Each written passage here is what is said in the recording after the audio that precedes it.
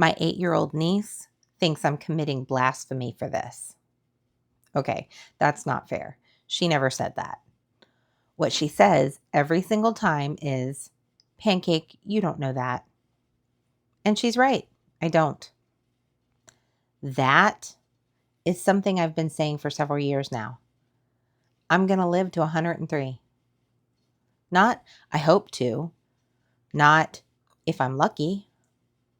I'm going to live to 103.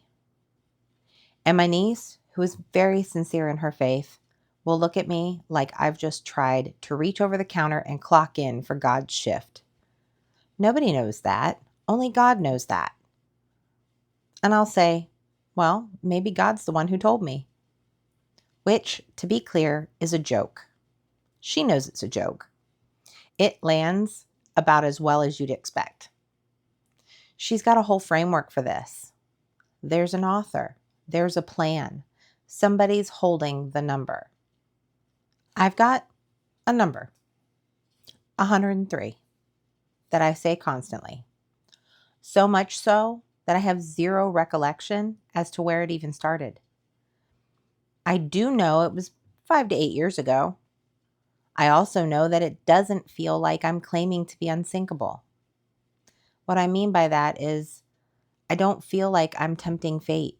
It truly feels like a knowing, like I've been let in on a secret.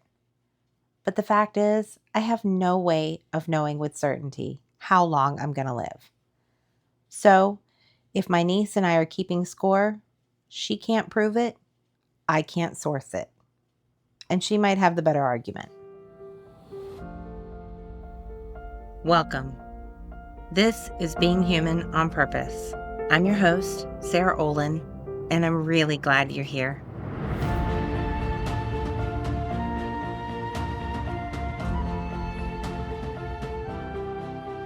Quick reminder that this September we'll be introducing the Perspectives series. It'll be the same podcast, but I'll be joined by featured guests who bring a different perspective of life to the mic because there's no one way to human. If you're interested in sharing your perspective on life or know someone who you think would be interested, visit beinghumanonpurpose.com/perspectives for more information and to apply or to nominate someone else. Somewhere in the rhythm of the school year, every kid could use one envelope with their own name on it. Feather Haven Post Club mails 8 pages a month from a wildlife sanctuary and a real Florida garden. Illustrated stories about the animals who live there, narrated by Amma the Great Tree, with a field guide, activities, and a collector's card. Though issue 3 is already in the works, everyone starts at issue 1. Visit welcometofeatherhaven.com to reserve a subscription for the special child in your life. All links can be found in the show notes. Now, back to 103.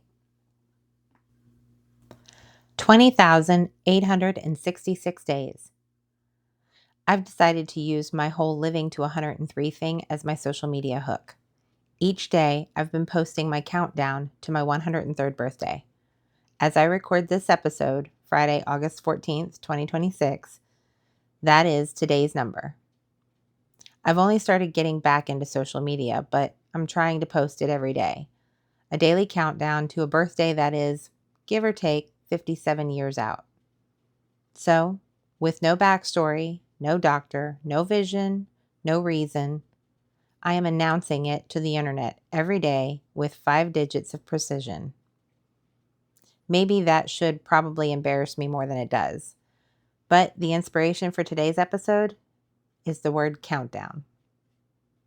As I started contemplating my living to 103 as a social media strategy, and I'm not sure if it's even working yet, I'm still getting my feet wet, but I'm confident it'll take off eventually. I thought about how some may look at this as the countdown to the end. I see it as a countdown to a party. Same math, completely opposite direction.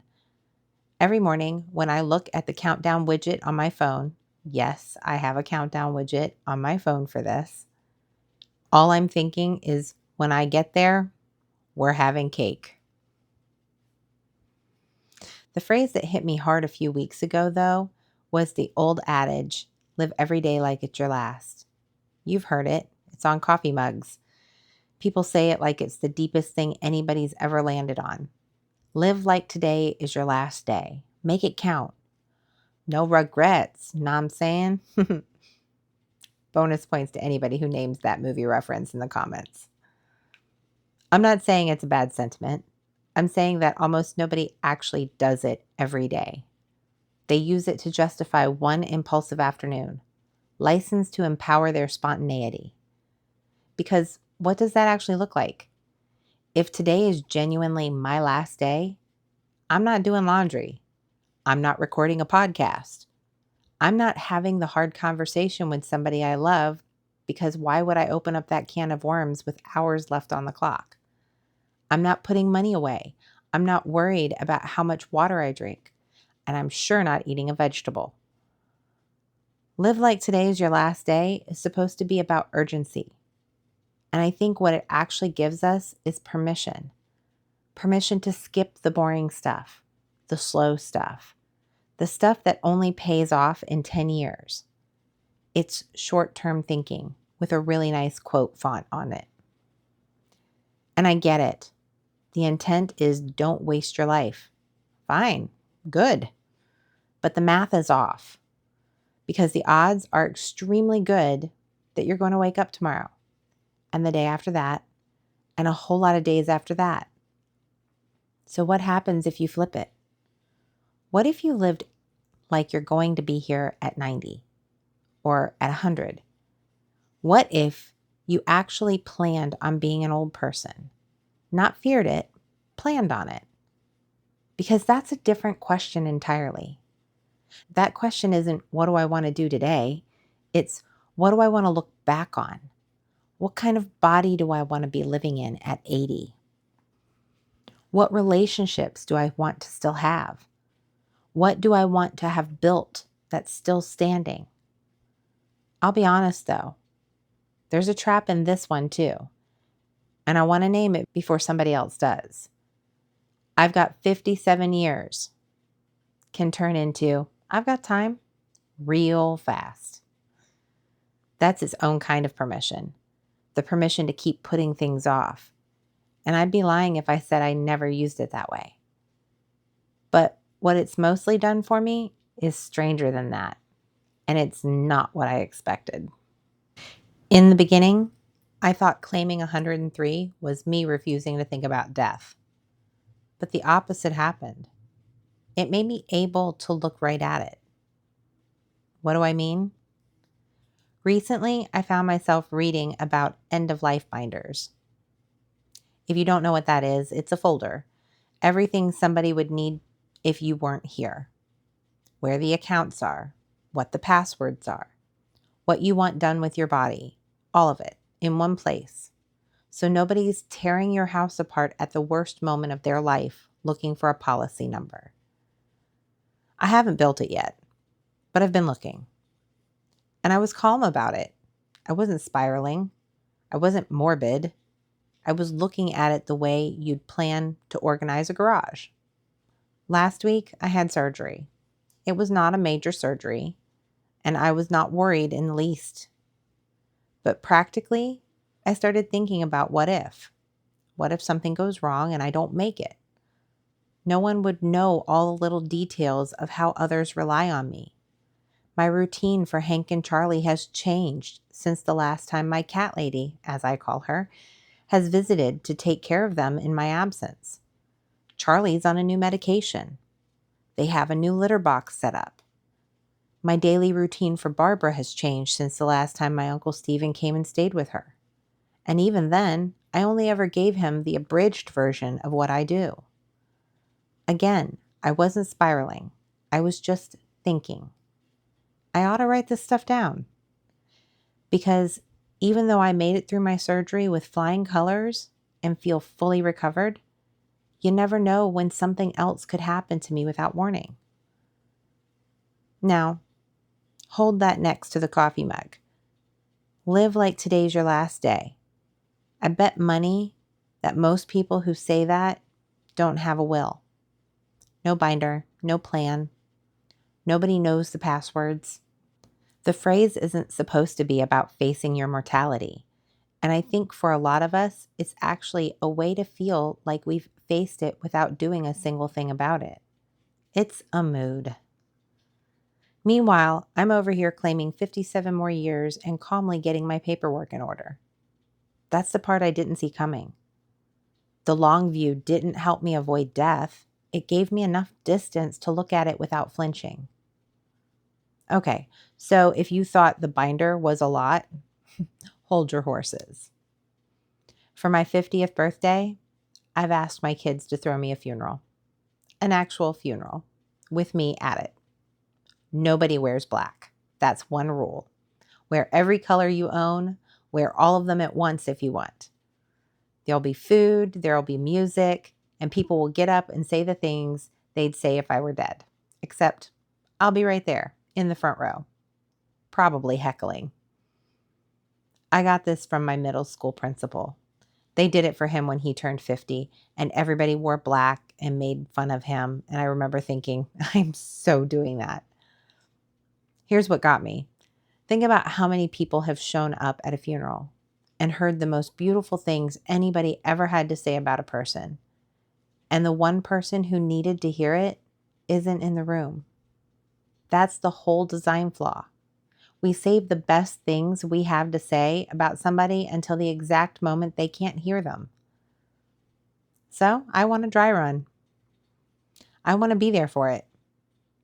Some of my family thinks it's morbid, ridiculous. They're not shy about telling me that either. They also think I'm ridiculous in general, so it tracks. The other day, my Barbara, my 93-year-old grandmother, for those who are just joining and getting caught up, she came out of her bedroom on 2 different occasions, took one look at whatever it was I was doing, and I don't even remember now, and said, "It's okay. I know you're crazy." That gives you an idea of every day in our house. She's not wrong. But really, am I the one being morbid here? I don't think so. Planning a party where everyone tells the truth out loud while I'm still breathing is arguably the least morbid thing a person could do. They're not wrong to land there, though, because the more I sit with all of it, the number, the binder, the funeral, the more I realize none of it is really about my death. It's about what my death's going to do to them. When my grand passed away, we knew it was coming. He'd been unwell for a while.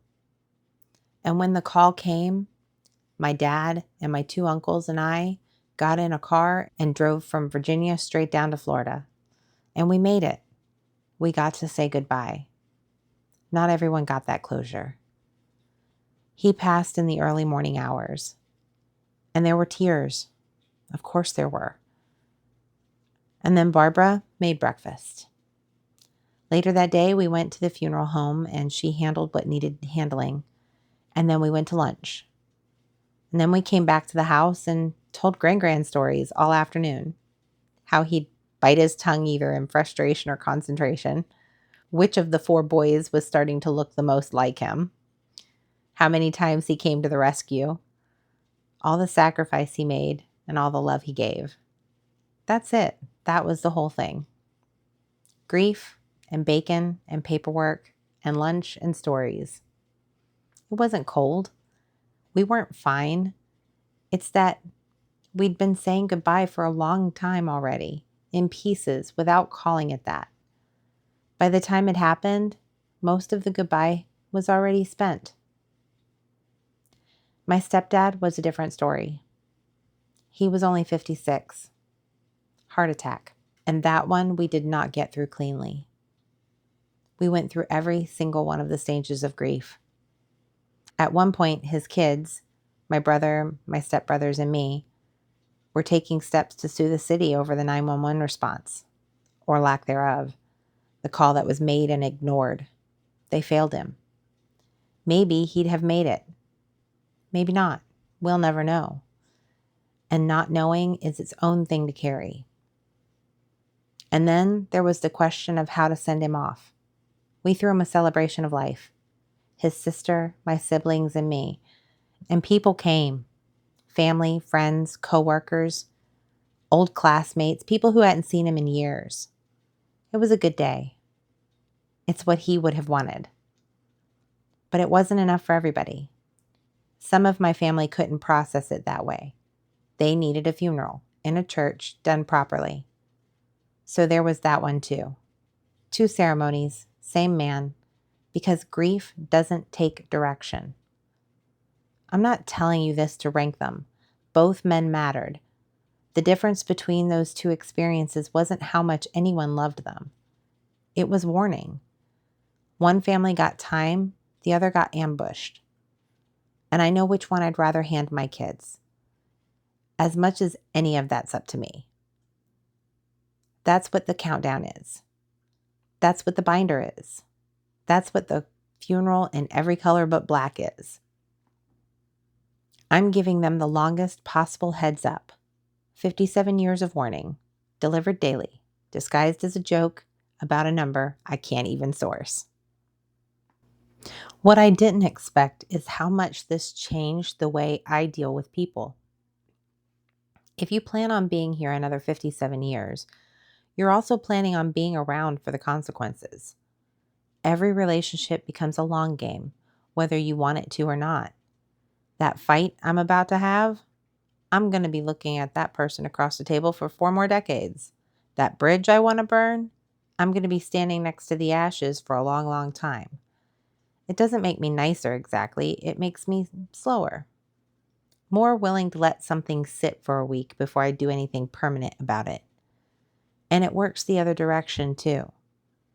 If I've got 57 years, so does the boring stuff. The Sunday afternoons. The phone calls that aren't about anything.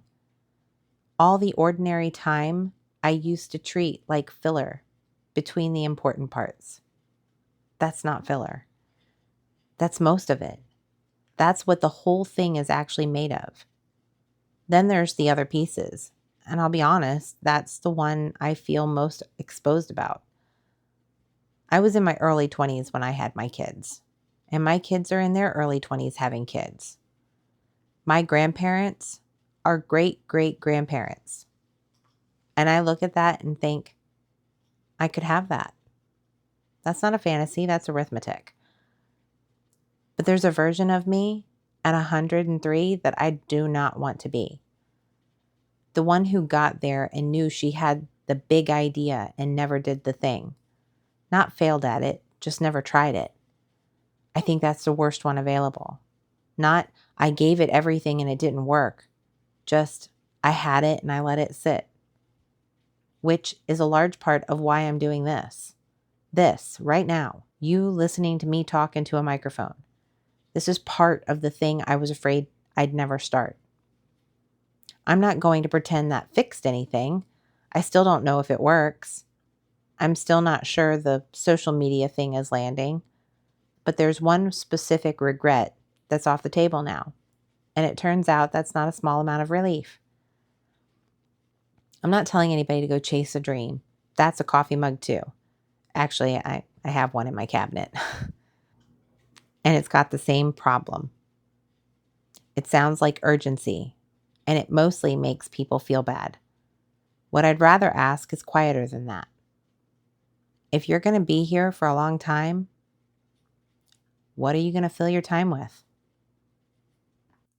So, I've spent the better part of this episode telling you I don't want to be mourned. That I want a party, not a funeral.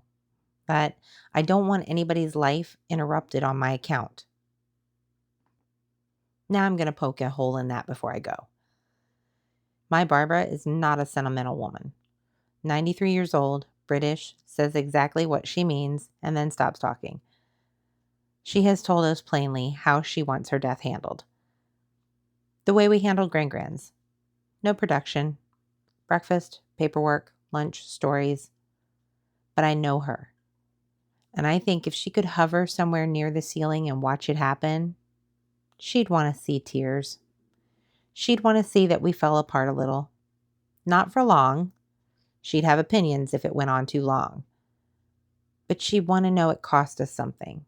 that she left a hole. And honestly, same. I say I don't want to be mourned. What I actually mean is I don't want anybody stuck. There's a difference. And I've been quietly collapsing it this whole time. Because if nobody cries at all, that means something too. And it's not what I want either. So there it is. The unsentimental one wants to be missed.